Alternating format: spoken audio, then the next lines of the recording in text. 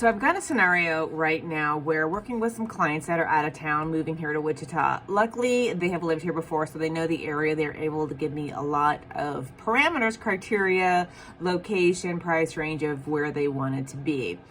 So when looking at the scenario, I have to find out, hey, where's your funding coming from? And it turns out it's coming based off of the house that they're going to list right before they drive out here. So we're juggling several balls here. It's not like a loan, a lender. It's based off a sale of another house. So it gets a little trickier in this situation. The things that we need to know as an agent is your house sold? Is it sold yet? Not in this case. Is it pending yet? Not in this case. It's just going to be listed. And we'll be looking at houses about 4 days after they get here. There's a chance it could be pending at that point.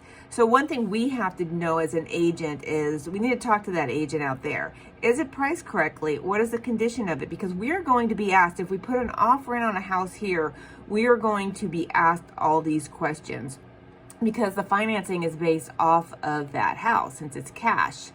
So those are things you're going to need to know.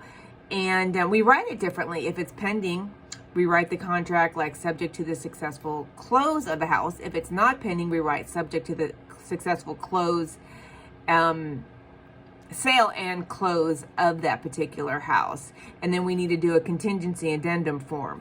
Now, of course, if there's multiple offers on the house you are putting an offer on, there is a chance they're not going to accept a contingency.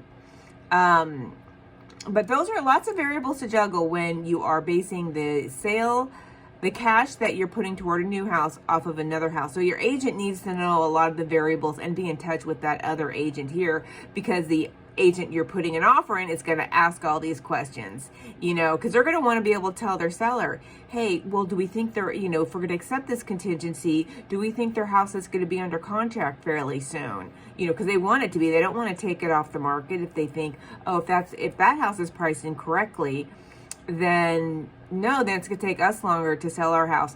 Now, when a house has negotiated with a contingent offer, it does continue to do showings, but they do decrease a lot.